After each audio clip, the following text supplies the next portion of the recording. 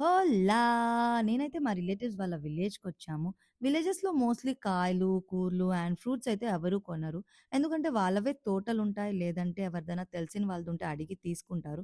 మేము కూడా మాకు తెలిసిన వాళ్ళ తోటలో కొన్ని మ్యాంగోస్ అయితే అడిగి తీసుకున్నాము. ఈ పచ్చని మామిడికాయలు చూసినప్పుడు నోరైతే ఊరిపోయింది.